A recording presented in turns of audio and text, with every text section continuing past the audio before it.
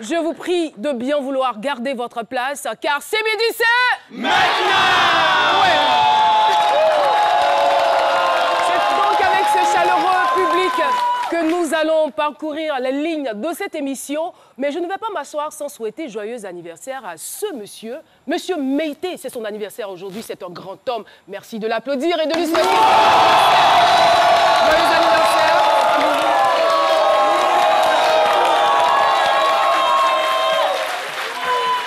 Ouais, c'est suffisant, non, Meïté?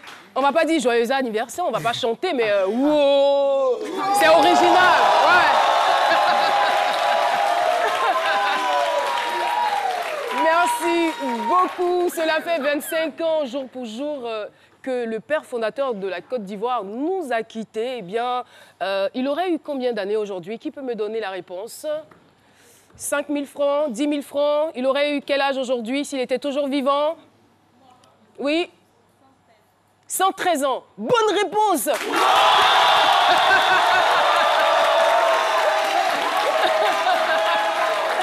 113 ans, voilà. Et on le sait, hein, on le dira jamais assez, c'est quelqu'un qui a su quand même marquer d'une pierre blanche son existence. Sa vie n'a pas été inutile. Alors, et ce n'est pas le sage qui dira le contraire, n'est-ce pas? Non, pas du tout. Le sage, si on vous demandait de décrire un tant soit peu le père fondateur de la Côte d'Ivoire, que diriez-vous? Houphouët-Boigny m'inspirait une certaine grandeur d'âme. Il était une âme vraiment généreuse. C'est l'impression que j'avais de lui. C'était un président très charismatique et que nous ne sommes pas prêts à oublier. Merci beaucoup.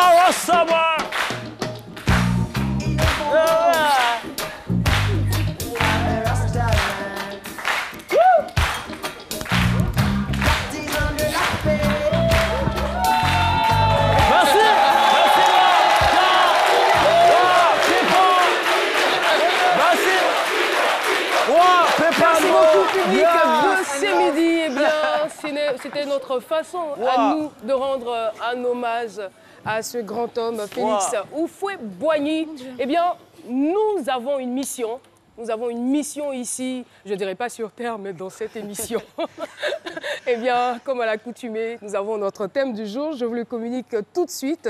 Travailleur non déclaré, j'ai subi un grave préjudice non réparé. Dans quelques instants, vous aurez la voix d'Ange. La voix d'Ange, et effectivement, c'est une voix d'Ange. Mais permettez-moi donc de vous présenter l'équipe du jour composée de Jessica Bomba. Jessica Bomba, qu'on retrouvera dans une nouvelle chronique dans quelques instants. Eh bien, vous avez entendu la voix du doyen, le sage doyen ou le doyen sage. Je ne sais pas dans quel contexte on doit se situer. Qu'est-ce que vous préférez? Sage doyen ou doyen sage? Le doyen dans la sagesse? Le doyen sage. Parce qu'il y a des doyens qui ne sont pas sages. Mais lui, il est non seulement un doyen, mais il est sage. Ouais. Et en ce qui concerne les inventions, les innovations, c'est avec Aloussène Sidibé. Aloussène, ça va? J'aimerais profiter de ta perche pour faire un petit coucou à toute la population de Kani qui nous suit en ce moment, mais tout spécialement à mon très cher grand frère Sidibé Adaman. Bonjour. Merci. Sidibé Adaman, bonjour. Et donc, oui. Par rapport à ma chronique, si vous vous souvenez, ça fait maintenant 5 ans que je vous présente des inventions, des innovations, des startups, des idées de génie. Depuis le temps, de l'eau a coulé sous les ponts. Alors, que sont devenues ces inventions de la première saison? Ont-elles pu rentrer dans le quotidien des Ivoiriens? Des réponses que je vous apporterai tout à l'heure. Merci beaucoup, Aloussène Sidibé. Philo, on n'a pas besoin de le présenter, hein? On l'a déjà vu à l'œuvre. Alors, tout de suite, nous allons partir à la découverte de notre invité témoin. Mais avant, je rappelle le thème du jour, travailleur non déclaré. J'ai subi un grand, sinon un grave préjudice non réparé. La voix d'Ange Gobo pour le portrait de l'invité. Voici l'histoire d'un homme qui a travaillé durant 13 ans dans le domaine du transport. Il y subit un sérieux préjudice. Devant cette situation, il se sent totalement démuni et seul. Youssouf Ouattara aujourd'hui change d'activité, mais il porte encore les séquelles de cet incident. Est-ce qu'en parler à ces midis le soulagera? Ou veut-il en parler à titre préventif pour sauver des vies? Restez avec nous pour tout savoir. Alors tout de suite, recevons Monsieur Youssouf Ouattara, notre invité témoin du jour. Il a besoin de vos encouragements. Youssouf Ouattara.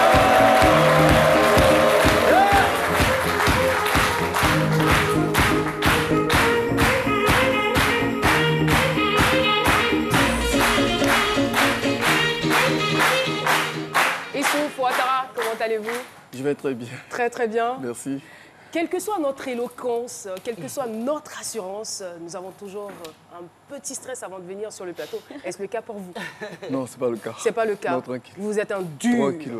Ah, tranquille quoi. C'est bien. Merci beaucoup. Eh bien, travailleur non déclaré, j'ai subi un grave préjudice non réparé. Le point de vue de Dr Philo, l'avis de Dr Philo, c'est tout de suite et maintenant. C'est mon avis, avec Dr Philo. Merci, c'est mon avis. Je vais dire, profitez aussi pour faire un clin d'œil à toute la population de Soukoubé, le petit Niamois. Oui, N'est-ce j'ai pas? fait aussi un clin d'œil à mon ami Bélissé Eric Meda et de Ibo Narcisse. Voilà, ils m'ont bien entendu. Merci. Et dit que, c'est vrai, travailleur non déclaré, le préjudice, vraiment, nous, on compatit cette douleur avec toi. Mais en même temps, vous dites que c'est la date anniversaire d'Oufoué Boigny. Vous dites que la Côte d'Ivoire est basée même sur la déclaration. Celui qui n'est pas déclaré, mais c'est que lui-même n'a rien compris dans tout ce qu'Oufoué a dit. Parce qu'Oufoué, même déjà, en 1960, quand il parlait de quand il annonçait l'indépendance de la Côte d'Ivoire, c'est une déclaration qu'il a faite. Je déclare ce jour béni l'indépendance de la Côte d'Ivoire solennellement. Donc la déclaration est très utile en Côte d'Ivoire. Et moi je dis, même ces citations, ce sont des déclarations, ce sont des phrases déclaratives. Quand Oufoué dit par exemple, la paix n'est pas un vain mot, c'est un comportement. Est-ce que vous connaissez encore d'autres citations? Que chacun à tous les niveaux. Bien fait pour mon pays ce que je dois. Oui, c'est des citations. Oui. Celui qui a fait, ce n'est pas un homme libre. Voilà. Celui qui est Paix, ce n'est écrasé pas par un des mot. préoccupations Voilà. matérielles n'a ni le temps ni la force de s'élever au-dessus tout. des contingences Voilà. immédiates et de se comporter en être pensant. Voilà. Et tout ça, ce sont des déclarations. doyen sage. Et tout ça, ce sont des... Merci, doyen. Parce que moi, c'est qu'il y a pas peine et pas de mots, je connaissais rien encore. Tout ça, ce sont des déclarations. Donc, il faut déclarer les gens. Même quand vous allez draguer une fille, l'amour, c'est une déclaration d'amour. Oui, mais c'est vrai. Mais que la femme même est enceinte, il faut déclarer la grossesse. Parce que si le gars dit que ce n'est pas pour lui, ce n'est pas une déclaration, c'est pourquoi il y a des grossesses interrogatives. Voilà. Non, il faut que la grossesse soit déclarée. Et la naissance, l'enfant qui naît, il faut aller déclarer la naissance de l'enfant à la mairie, comme ça il a papier et puis le vélo. Tout doit être déclaré. C'est pas toi qui commences à travailler aujourd'hui, et puis tu ne vas pas te déclarer. Et puis profiter pour dire aux entreprises, déclarer vos travailleurs. Mais souvent aussi il y a l'ignorance, Caroline. Il y a l'ignorance. Souvent, les gens ils se reprochent tellement de choses. Le gars il va travailler quelque part. On dit non, on va aller te faire déclarer. Tellement il se reproche beaucoup de choses. Il dit patron, pardon. Il dit il ne faut pas me déclarer, pardon. C'est-à-dire il se reproche trop de choses. Voilà. Même aujourd'hui, non, sérieux. Même aujourd'hui, il faut faire les déclarations. Aujourd'hui même, nos chiens même sont déclarés à la maison. Oui, à travers les différents aboiements des chiens, on sait le chien qui est déclaré, le vrai chien qui est déclaré. Wow, wow, wow. Il est déclaré. Il est déclaré. Et celui qui ne l'est pas? Celui qui n'a pas déclaré. Si un non déclaré, quand tu le vois, là. Merci beaucoup, Dr Philo. Nous allons à présent retrouver Paterne dans la question du micro-trottoir. Avez-vous déjà subi des préjudices au travail? C'est parti. Le micro-trottoir avec Chris Paterne-Assémian. Avez-vous déjà subi des préjudices dans le cadre du travail? Je n'ai pas encore subi de préjudice dans le monde du travail, mais je pense que beaucoup de personnes sont victimes de cela. Personnellement, je n'ai jamais été victime d'un abus de travail, c'est-à-dire un abus social dans la relation entre employeur et travailleur. Mais la recommandation que je fais au niveau surtout de la Côte d'Ivoire, c'est d'abord de mettre une législation solide en place pour pouvoir protéger en fait les salariés non déclarés auprès de la CNPS. Pour une bonne société, hein, qui remplit les conditions, les normes d'une grande société, il faut toujours faire signer un contrat, même si c'est un contrat de journalier à quelqu'un, il faut toujours faire signer un contrat avant que quelqu'un ne travaille. Normalement, il n'est pas normal de travailler sans contrat de travail. Même quand tu commences, tu dois commencer avec le contrat de travail. Dans le cas où il y a un problème, même s'il veut te renvoyer, au moins, vous avez signé un contrat de travail avec lui. J'ai travaillé avec quelqu'un qui ne m'a pas payé comme travail de lavage. Il me payait chaque mois 45 000. Mais dans un mois, il ne m'a pas payé mon an. Même moitié, mais il n'a pas payé. Même moitié, non.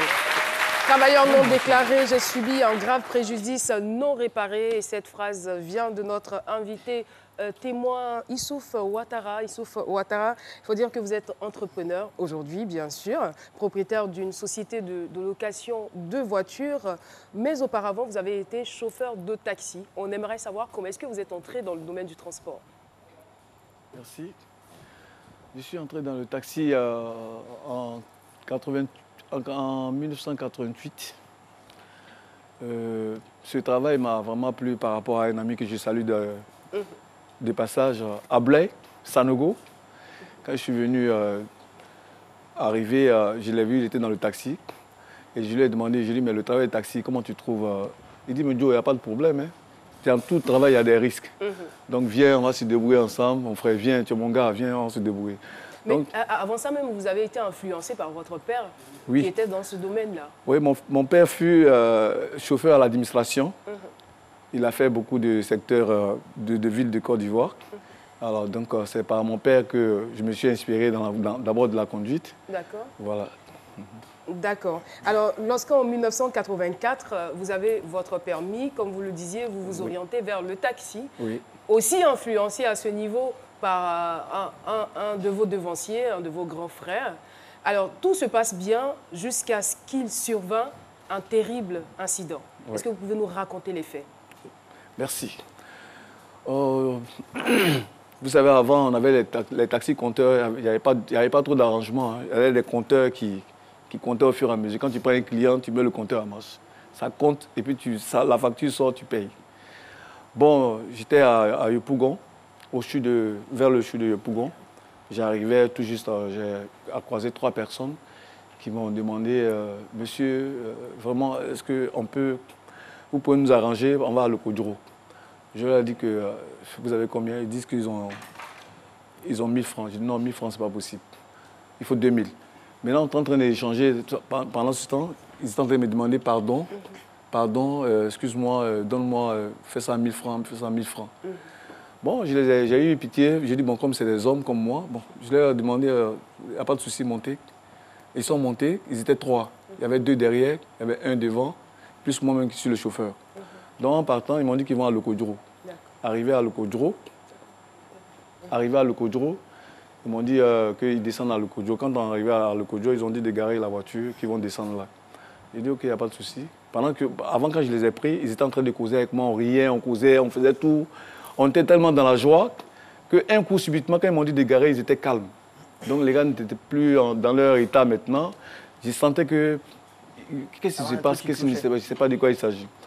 Maintenant, celui qui était assis derrière moi, lui qui était à côté, a fait semblant de descendre de la voiture, comme s'il voulait enlever la recette, avec moi, chose de l'argent, pour me remettre l'argent. Quand il est descendu net, celui qui était assis derrière moi m'a pris au cou du siège. Il m'a tiré, il m'a fait passer par les 2 sièges. Il m'a mis derrière, carrément. Et puis maintenant, il a pris le couteau, il a commencé à piquer dans ma bouche, il a commencé à piquer dans mes épaules. Celui qui avait le couteau qui me piquait, a demandé maintenant à celui qui était devant, à côté de ma voiture, à côté, de tirer sur moi. C'est là maintenant j'ai vu que le gars est en train d'enlever une arme dans son jean, dans le pantalon ici. Il est en train d'enlever son jean, le pantalon là, pour tirer. Maintenant, quand il a placé le pistolet entre les 2 fauteuils, moi, mon pied était derrière le pied du bandit. Donc, du coup, quand il a dit « Tire, il faut tirer, tire !» Quand le gars a tiré, bouah, quand il a tiré net, les balles m'ont raté, ça a cassé le pied du bandit. Lui qui avait mon cou, qui avait le couteau, ça a cassé son pied, ça a broyé tous ses pieds dans la voiture. Maintenant, lui pleurait maintenant. Il dit « Oh Dieu, tu m'as fait mal, tu m'as dit, laisse, on prend la recette, on va s'occuper de toi. » Maintenant, ils m'ont demandé où se trouve la recette. Je leur ai dit la recette se trouve quelque part. Je leur ai indiqué le coin où la recette se trouvait. Et puis bon, la voiture en train de partir, arrivée au niveau de... Voilà, merci. Arrivé au niveau de, comment on appelle ça déjà, comment on appelle, à Bobo-Doumé, ils m'ont dit ouais, que de leur montrer surtout l'argent. J'ai dit non, l'argent est dans quelque part, je leur ai indiqué l'endroit. Maintenant, ils ont pris le temps d'aller, en partant, maintenant j'ai demandé à ce que je puisse vraiment, je leur ai demandé, j'ai dit mais comment vous pouvez, vous avez tiré sur moi, je souffre, je suis en train de souffrir, On dit non, faut... Ils ont dit maintenant à l'autre, comment on appelle ça, celui qui a permis pour que je puisse avoir, comment on appelle ça, le monsieur qui était derrière, qui vous tenait le par le cou, c'est ça? Qui m'a saisi, qui a dit que, bon, tu m'as fait mal. Maintenant, en disant tu m'as fait mal, maintenant celui qui avait le fusil qui a tiré sur moi, il était vraiment dépassé. Il ne pouvait même pas ce qu'il faut dire parce que c'est moi qui visais. Moi, il m'a raté et puis il a pris l'un de leurs. Donc, quand il a cassé le pied... Vous avez une sacrée chance, hein, franchement. Oui, ma soeur, moi, je suis... Mais dès lors, qu'est-ce qui se passe dans le taxi? Est-ce qu'ils paniquent ou ils gardent leur sérénité? Ils ont paniqué, ils étaient en train de paniquer puisqu'ils allaient maintenant en allure. Parce que moi, ils m'ont raté. Maintenant, il y avait un bus qui était devant nous. Ils voulaient cogner le bus. Les gens, la voiture était tellement en allure qu'ils ont dépassé le bus net. J'ai dit, Dieu. Maintenant, arrivé au virage de Lokodjuro, à Bobo-Doumé, avant de reprendre là. Maintenant, ils m'ont dit que de descendre de la voiture. J'ai dit, mon frère, réduisez un peu la voiture. Si vous allez plus vite, je vais tomber. Mais ils ont commencé à réduire un peu. J'ai dit, bon, saute. Moi, j'ai sauté de la voiture. Quand je suis tombé à terre, ils ont continué à la voiture à 3. Entre eux, là-bas, ils sont en train de s'insulter dans la voiture. Tu as cassé mon pied. Maintenant, ils ont continué. Maintenant, pendant qu'ils ont continué, moi, j'étais couché à terre, là. J'avais le sang sur moi et tout ça. Ils auraient pu vous tirer là-dessus. Hein. Exactement. Voilà. Moi, la question que je me posais, c'est que pendant que tout ça se passe, est-ce que vous pensez que vous allez mourir ou est-ce que vous pensez que vous allez vous en sortir? Comment vous vous sentez là, tout de suite? Moi, j'ai pensé que j'étais déjà mort. Parce que même en parlant, j'étais déjà mort. Parce que je me voyais dans un autre monde. Parce que je parlais, mais j'ai dit, mais je suis mort ou bien je suis en vie. Je ne sais plus où j'étais. Et surtout quand vous avez entendu le coup de feu. Le coup de feu. Ouais. Le coup de feu était tellement fort que vraiment, ça m'a tellement traumatisé, je ne sais plus où j'étais. Et maintenant, quand ils sont partis avec le taxi, moi maintenant j'ai arrêté les taxis. Je dis, oh, on m'a agressé. Ils ont pris mon argent, ils ont pris ma voiture, ils ont pris mon taxi. Mon taxi est en train de partir, Quand j'arrête, les gars me dépassaient. Parce que j'avais le sang sur moi, les gens me négligeaient. Maintenant, il y a un taximètre qui était vide. J'ai dit, oh les gars, on vient de m'arracher mon taxi tout à l'heure. Mon taxi est en train de partir. Lui s'est arrêté, il m'a pris. J'ai eu l'idée d'aller directement au sapeur-pompier. Du toit rouge là. Je suis allé avec le taximètre là-bas, lui m'a déposé là-bas, j'ai fait ma déclaration au sapeur-pompier. Quand j'ai dit au sapeur-pompier que je viens d'être agressé tout à l'heure, j'ai mon véhicule qui m'a été arraché, j'ai donné le numéro de la voiture, j'ai donné la marque de la voiture au sapeur-pompier. Les sapeurs-pompiers ont appelé la PJ, ils ont alerté en même temps la PJ. Ok, la PJ était dans le secteur où moi j'ai été agressé. Maintenant le bandit en question, que les gars ont, comment on appelle ça, sur qui ils ont tiré. Les gars, en fin de compte, lui maintenant, c'est sur la trace du sang. C'est quand je suis arrivé à la PJ que les gars m'ont expliqué tout ça, comment ils ont fait pour attraper le gars. Lui, ils l'ont oublié même. Ils ont laissé le taxi, ils ont laissé le gars qui a le pied cassé, ils l'ont laissé dans le taxi. Et puis eux-mêmes, ils se sont cherchés. C'est-à-dire, lui-même, ils l'ont oublié. On dit, ils vont prendre la recette, ils vont s'occuper de. Ils ont pris l'argent avec moi, mais ils ont laissé l'un de leurs dans le taxi, et puis ils ont fui, ils sont partis. Maintenant, c'est la PJ, maintenant, dans la lettre, que la PJ est venue, ils ont suivi la trace du sang. Le monsieur a laissé le taxi, son pied cassé, en train de marcher. La PJ a suivi la trace du sang. Puisque moi, j'avais déjà donné ma déclaration. Et ils ont fait le rapport pour dire que le gars, j'ai dit, les balles ont cassé le pied du bandit lui-même. Donc, quand j'ai dit ça, ils ont déjà alerté ça à la PJ. La PJ étant dans le secteur, la PJ est en train de suivre la trace du sang. Et puis ils sont allés maintenant voir quelqu'un qui est en train de marcher. On dit, et puis ils l'ont pris. On lui a demandé, mon frère, qu'est-ce que tu as eu? Il dit non, que j'étais en train d'arranger mes trucs à la maison. Et puis bon, j'ai eu une blessure. Mais est-ce que par lui, ils ont réussi à mettre la main sur les deux autres? les deux autres, puisque moi, quand l'affaire s'est passée, moi je me retrouvais maintenant, je suis allé dans les hôpitaux. En ce moment, les hôpitaux étaient fermés en Côte d'Ivoire ici. Il y avait une grève grave. Les hôpitaux ne travaillaient pas. Ils m'ont envoyé dans une clinique de la place, à Makori. C'est là-bas que moi j'étais, j'ai fait une semaine. La deuxième semaine, mes soeurs sont venues me soutenir, que je salue de passage, Maïmouna Diarra. Elle est venue avec Geneva Diarra. Elles sont venues me soutenir à chose, comment on appelle ça, dans l'hôpital. Et votre employeur? Maintenant, mon employeur... Lorsqu'il a l'information, qu'est-ce qu'il fait? Maintenant, mon employeur, lui, quand il a eu l'information... Après moi, après une semaine, 2 semaines, moi, quand je suis arrivé maintenant au travail, je suis allé l'expliquer. J'ai dit, bon, voilà, je suis venu avec mes soeurs. J'ai dit, bon, voilà, mon frère a été agressé dans votre voiture ici. Il dit que lui, ce monsieur-là, que je ne le reconnais pas. Il n'a jamais travaillé avec moi. Ce monsieur-là, c'est un contractuel. Il travaille avec moi en tant que contractuel. J'ai commencé à couler les larmes. Ma soeur dit, c'est pas possible. Que ce monsieur-là, il faut que tu payes, il faut que tu dédommages. Bon. Quand il t'envoyait les recettes, là, tu prenais les recettes, non? Il dit non, mais moi je ne l'ai jamais embauché, je ne le connais pas. Et ça faisait combien d'années ou combien de temps que vous travailliez ensemble? J'ai travaillé avec lui pendant 6 ans. J'ai travaillé avec lui 6 ans. Donc je demande toujours à... Attends, moi, je veux savoir quelque chose. Qu'est-ce qu'on applaudit? Ce sont les 6 années de souffrance. Il a travaillé 6 ans avec lui. Ce sont les 6 années que vous applaudissez. Ah d'accord, pour dire qu'il est courageux, quoi. D'accord. Alors en fait, moi, juste avant de poursuivre, ce que je veux savoir, c'est que quand vous avez rencontré votre patron pour la première fois, ça a été verbal. C'est-à-dire que vous avez décidé juste du salaire, que vous deviez toucher, c'était juste ça. Il n'y a pas eu de contrat écrit, il n'y a rien eu. Il n'y a pas eu de contrat, rien. Il n'y a pas eu de contrat entre lui et moi et tout ça. Et puis lui-même, moi je suis venu là-bas à travers mon ami Ablaï, qui salue des passages. C'est lui qui m'a amené là-bas, c'est lui qui travaillait déjà avec le monsieur. Okay. Et moi, maintenant, quand je suis venu, j'ai pris la voiture. C'est lui qui me donnait, on faisait un jour. Chacun moi aussi, vous n'avez pas exigé un contrat écrit aussi? Moi, je n'ai même pas pensé à ça. Je suis en train de travailler. Donc, ça a été tellement ignorant que dans ma vie, là, je ne vais plus tomber dans une situation comme ça. Et vous n'êtes pas le seul. Je veux dire, généralement, pour ce genre de métier, c'est sur la base de contrats verbaux. Donc, vous n'êtes pas un cas isolé. Voilà. Voilà. C'est lui qui n'a pas été honnête avec vous. Non, il n'a pas vraiment été honnête. Donc il a trouvé 100 000 francs, là, 200 000, là, il dit, bon, là, donnez-le ça, il n'a qu'à se débrouiller avec ça. J'ai posé une plainte, tout ça, et je n'ai pas eu de suite dedans, je n'ai pas eu de gain de cause. Attendez, donc, vous avez porté plainte contre le monsieur? Contre le Libanais en question. Mais est-ce que vous aviez des preuves? Oui. On va dire, c'est vrai qu'il n'y a pas eu de contrat écrit, mais est-ce que vous avez eu des preuves à fournir à la police? Si. Puisque quand je suis allé à la police, moi je suis allé quand j'ai allé à la PJ m'a dit, mais écoutez, mais vous ne savez pas que le monsieur, nous, on voulait le libérer. Parce que toi, on ne te voyait pas. On ne te voyait pas, tu as agressé, on ne te voyait pas depuis. Donc nous, on voulait le libérer, son pied est en train de pourrir ici. Donc donne-nous les vraies explications. Il nous a dit que toi, tu es déjà mort. Il dit, je ne suis pas encore mort. Dieu merci, je suis en face de vous aujourd'hui. Voilà comment ça s'est passé. J'ai commencé à relater les faits et tout ça. La PJ dit, il est dans... Je dis, je n'ai pas envie de le regarder même. Mais le monsieur, il est mort aujourd'hui en prison. Il est mort avec son pied pourri. On n'a pas soigné de son pied jusqu'à il est mort. Et on envoie la Macaille. C'est là à Macaille qu'il est mort. Ça, c'est une autre. Justement. Moi, je veux savoir, est-ce que votre patron, est-ce qu'il vous a cru quand vous avez raconté l'histoire? Il ne m'a pas cru. Il dit que ouais, on a l'habitude de conduire les taxis. On est en complicité souvent avec les bandits. On prend le sang des moutons, les trucs, on verse dans les voitures.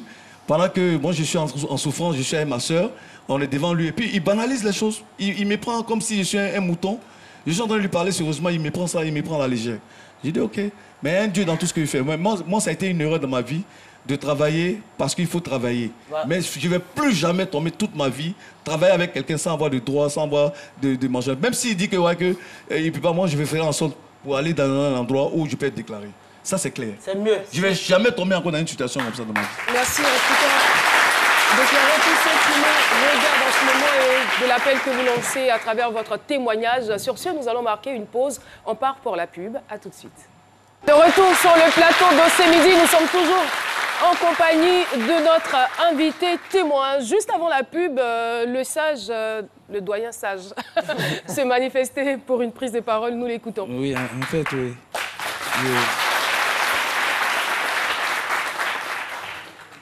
Dites-moi, monsieur, votre employeur doutait, il ne croyait pas à cette histoire, que vous soyez vraiment agressé. Oui.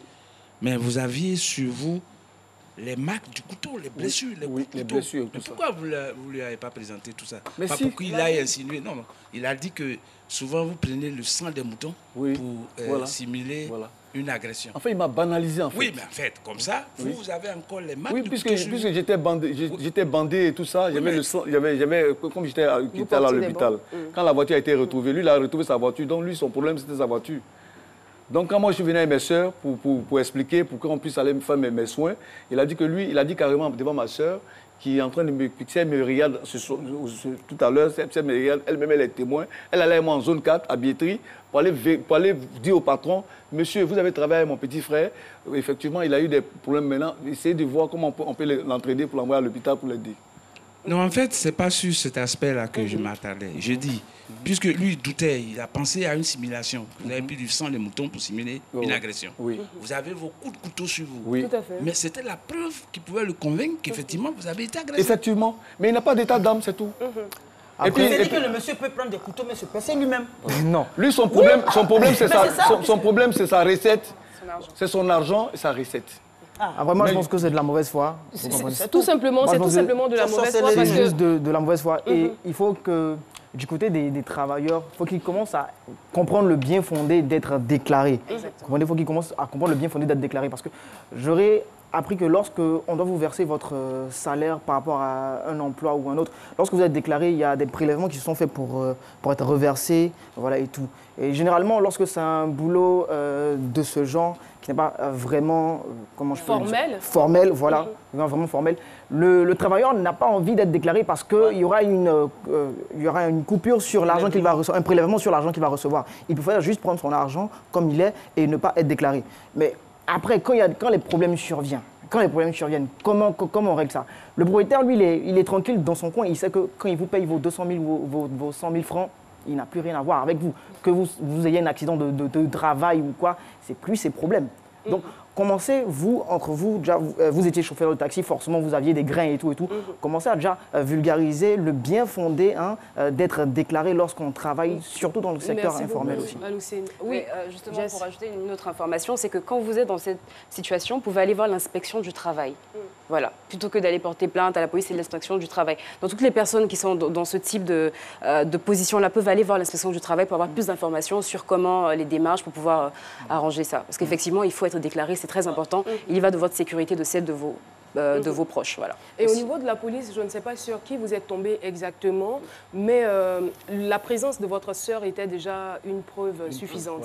Voilà, parce qu'il y avait un témoin. Voilà. Donc, même mes collègues chauffeurs de taxi qui étaient avec moi, eux tous sont pleins contre lui. Ça devait être une grève. Ils ont vraiment créé un scandale. C'est là maintenant qu'il a eu le courage de donner 200 000 francs à ma sœur pour qu'on puisse me remettre ça, pour se débarrasser de moi. J'ai dit que je ne tombe plus dans ça. Ça, c'est fini. Mais justement, je demande aussi pardon à tous mes collègues. Oui, vas-y. Justement, ce que je veux savoir, c'est qu'après ça, est-ce que vous avez trouvé un autre emploi ou vous avez été déclaré? Merci. J'ai eu un autre emploi. Ça, c'était à Yopougon, au Sable, là. À Yopougon. Ça, c'était dans une famille que j'étais son nom, qui faisait le riz. Alors que j'ai connu mon patron là-bas, qui est aujourd'hui une autorité de ce pays, que je ne dirai pas aussi son nom aussi sur ce plateau. Merci, que j'ai souffert avec ce monsieur. Par la grâce de Dieu, ce monsieur m'a permis aujourd'hui moi aussi de me ranger, et pourquoi pas d'être aussi responsable aussi de moi-même ma propre voiture aujourd'hui. Ce monsieur, je le salue de passage, c'est une autorité de ce pays, j'étais son nom. Donc j'ai l'impression que vous avez envie de dire son nom.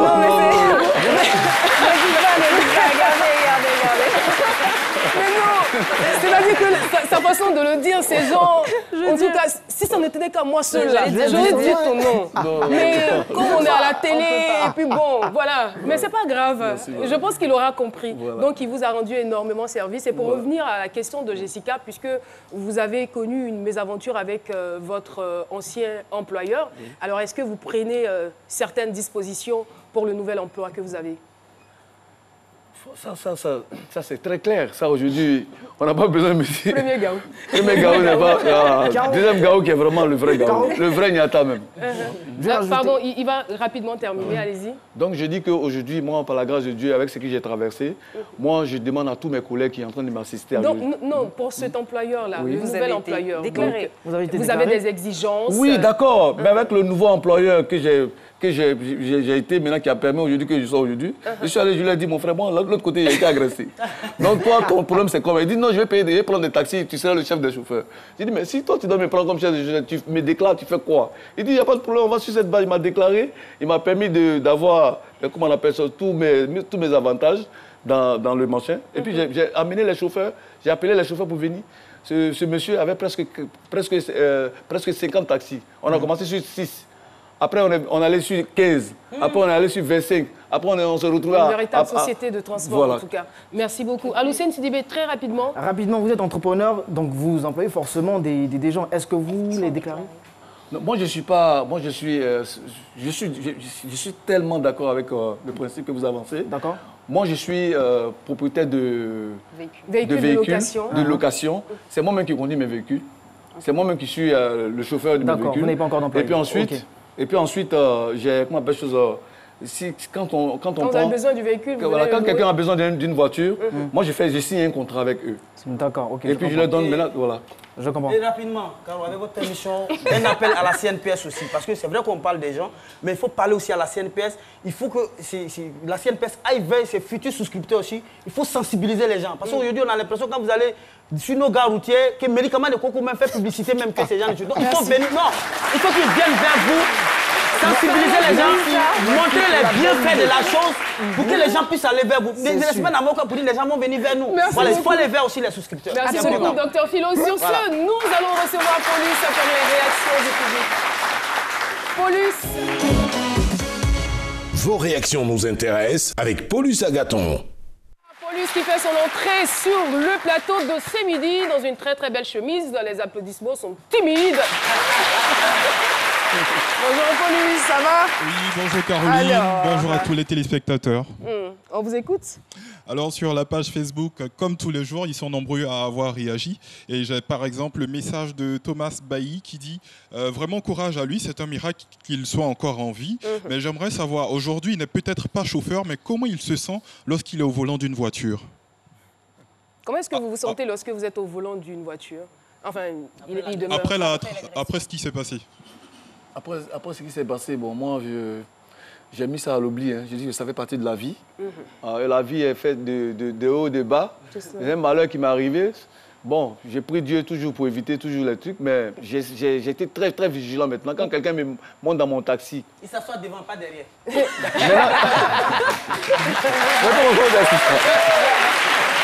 vous avez mis combien de temps avant de reprendre le volant?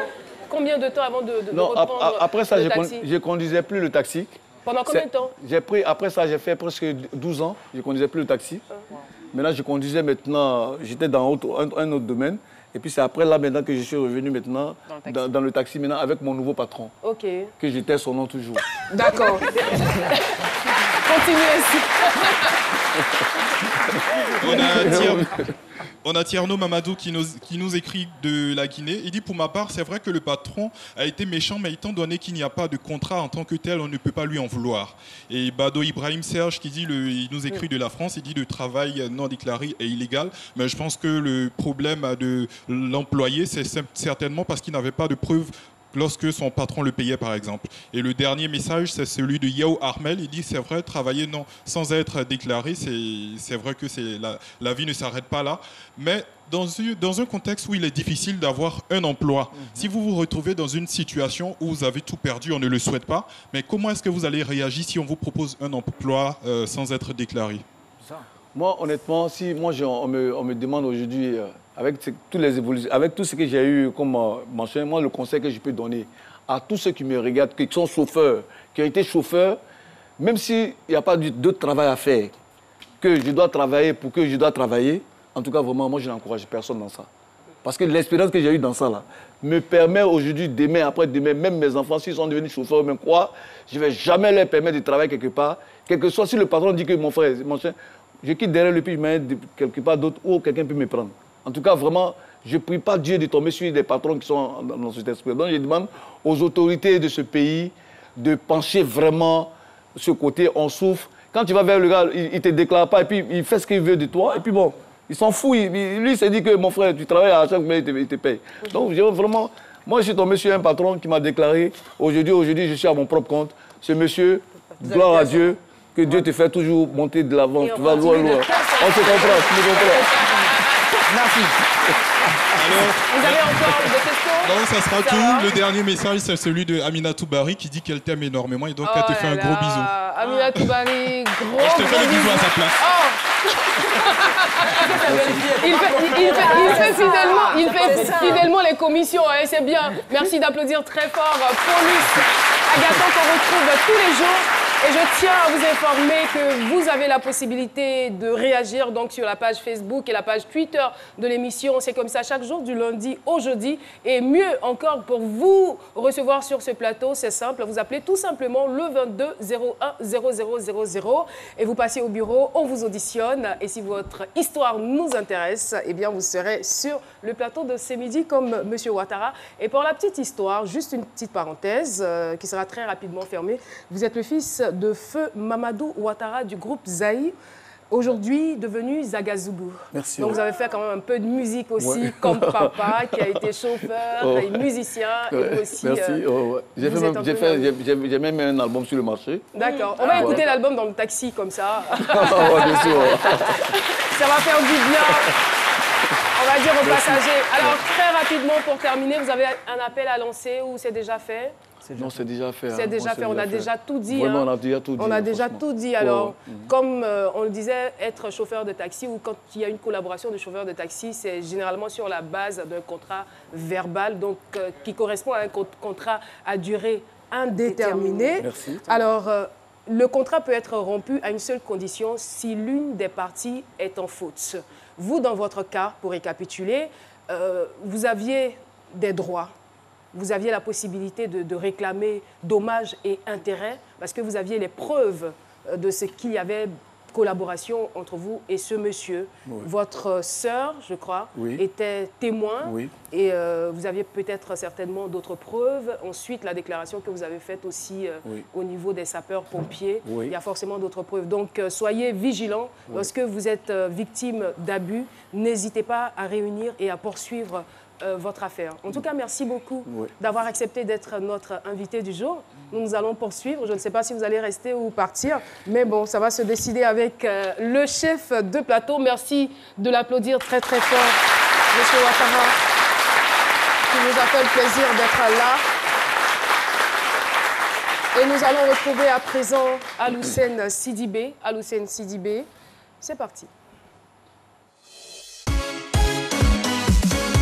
C'est innovant avec Aloussène Sidibé. Bonjour, féeriques de l'ancien et de nouvelles technologies.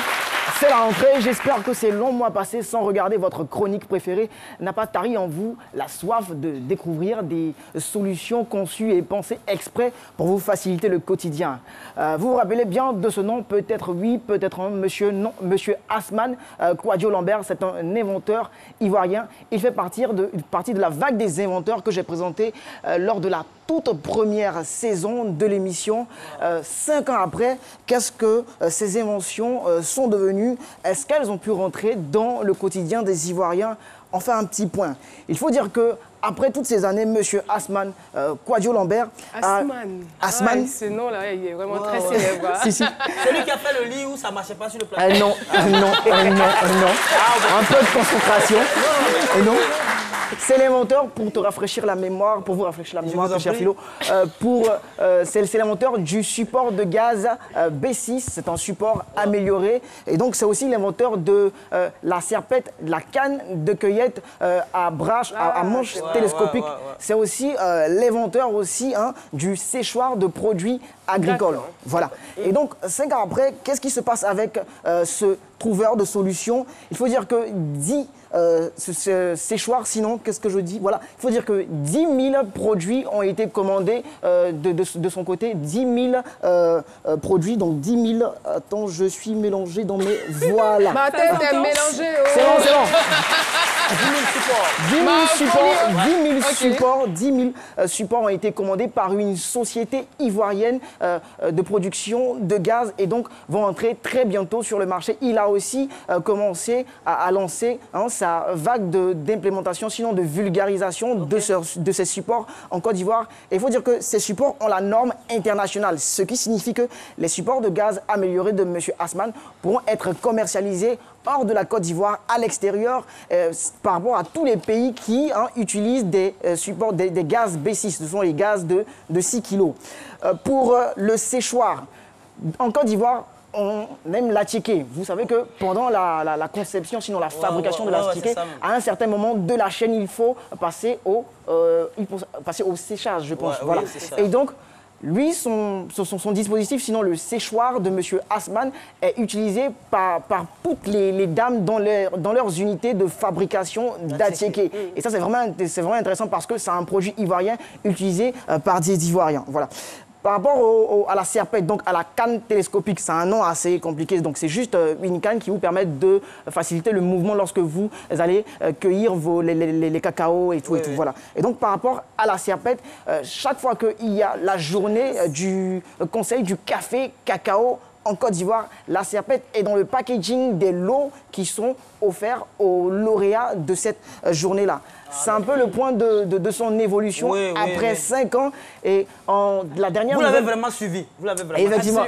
La dernière nouvelle que j'ai eue, c'est qu'il est en train de bosser sur un dispositif, c'est un gaz amélioré avec un brûleur sans mèche. Donc un gaz tout en un qui va vous permettre, très chère dame, de cuisiner sans danger parce que ce produit a été sanctionné par un brevet de l'OIP, de l'Office ivoirien de la propriété intellectuelle et de l'Office mondial de la propriété intellectuelle. Vous débaucher. J'en ai terminé. Non mais c'est tout quoi. Quel poste il occuperait, chargé de communication? Oui, chargé de communication, en même temps attaché de presse bayatrice. Je pense tout simplement qu'il est impressionné par ses œuvres. Effectivement, j'en ai terminé. Donc pour cette nouvelle saison, j'ai décidé comme ça de faire un clin d'œil à tous ces start-upers, à tous ces inventeurs-là qu'on a reçus depuis la première saison. Essayer de voir comment ils ont évolué, est-ce que les Ivoiriens ont pu accepter leurs produits et comment ils s'en sortent. Donc on se retrouve la semaine prochaine. Prenez soin de vous et inventez, innovez, créez, réinventez votre quotidien. Oh là là, merci. Merci beaucoup pour ce joli slogan Aloussène Sidibé. Eh bien, moi, je m'en vais à présent remercier les personnes qui sont avec nous dans ce studio. Wow. Merci en tout cas de votre amabilité. L'Association des jeunes ressortissants de Kani. Les jeunes ressortissants de Kani.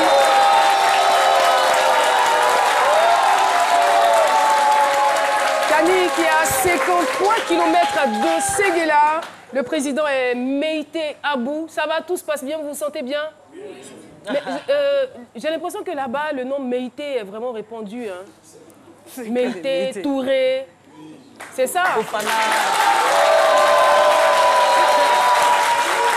Voilà. Et puis, nous saluons également l'association des femmes Espoir d'Abidjan.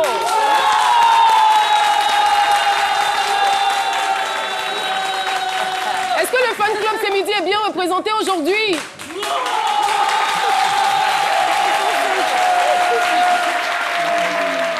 Merci de votre présence en tout cas. Tout de suite, on retrouve Jessica Bomba pour sa chronique. C'est quoi ton job? Avec Jessica Bomba. Alors j'ai vu que Aloussène a salué les gens de Kani. Philo aussi. Voilà, donc je saluais tous les habitants de Boundiali, plus précisément de Kouto, et tous les habitants des Diakro, de Dembokro. Non, c'est trop facile.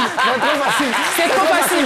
Alors, moi, je salue les habitants de Vavois, de Zionoula, de Katiola, de Sakassou, de Boaké, de Gayoa, de Daloa. Voilà, merci. On salue toute la Côte d'Ivoire. Vous saluez qui? Vous saluez? Je salue toute la Côte d'Ivoire.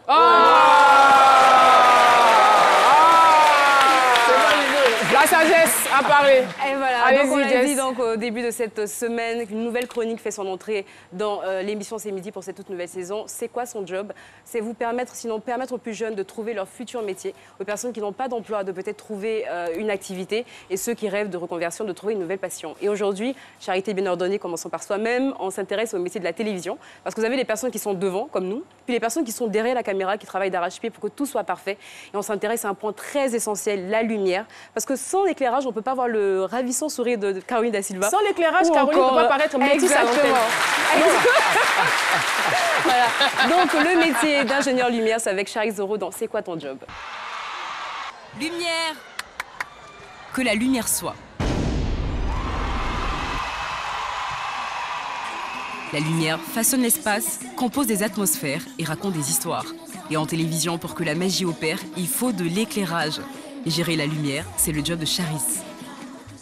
Je suis Charis Zoro, designer lumière, ingénieur lumière, chef de service éclairage numérique et artistique à la RTI. Un rentre pendant le générique.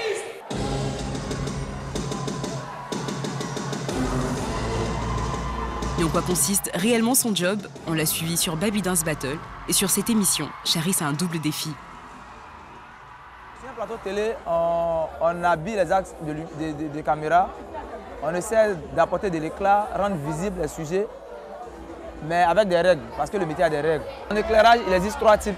Normalement, il y a 3 grandes entités. Il y a les spectacles, le domaine des spectacles, tel que Baby Battle Dance, mais qui a une spécificité parce qu'en même temps que c'est un spectacle, c'est une émission de télé. Alors déjà, c'est un spectacle. Déjà que le public qui se déplace vive le spectacle.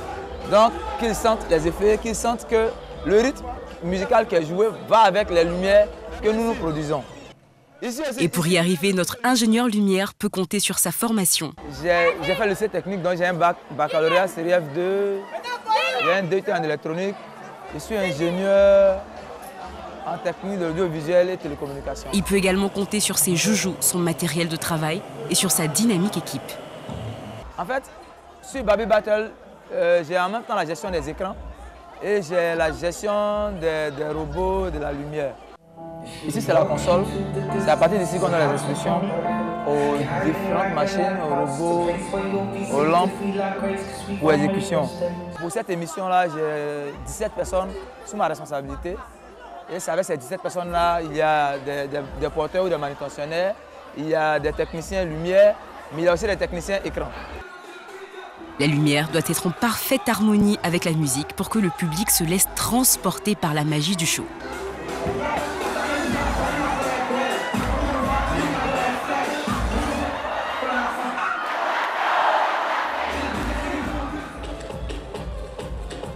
Être designer lumière, c'est transformer un endroit qui ressemble à ça, en ça.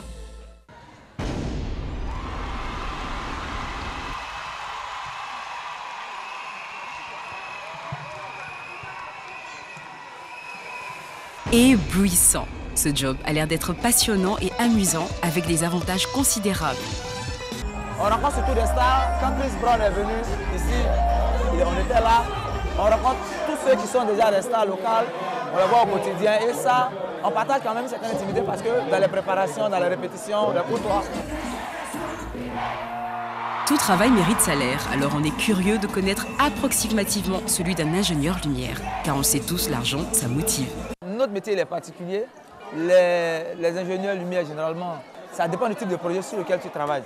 Quand tu es sur un gros projet, ça peut aller jusqu'à 5 millions. On retient donc que l'ingénieur lumière doit concilier sensibilité artistique, savoir technique et règles de sécurité. Alors si vous pensez avoir toutes ces qualités, eh bien je pense que vous avez probablement trouvé le job de votre vie. N'oubliez pas, pas de lumière, pas de spectacle.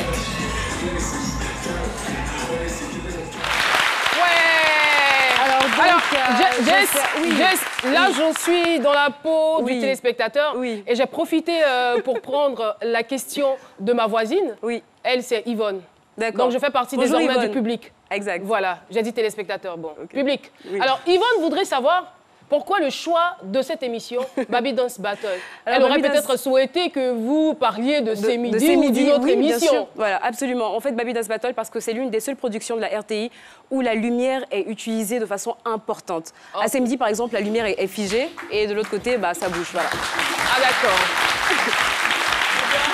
Oui, c'est terminé. Très rapidement, je voudrais remercier Hugues Niézéré et Soumaïla Barrio qui m'ont aidé donc à préparer cet élément. Merci, on se retrouve la semaine prochaine. Voilà. Merci beaucoup. Et voilà, l'émission est terminée. On se lève pour dire au revoir aux téléspectateurs. Nous avons été très heureux de vous la présenter. Retrouvez-nous en replay sur l'application RTI Mobile. On se donne rendez-vous demain pour un autre numéro de Ce Midi. Au revoir.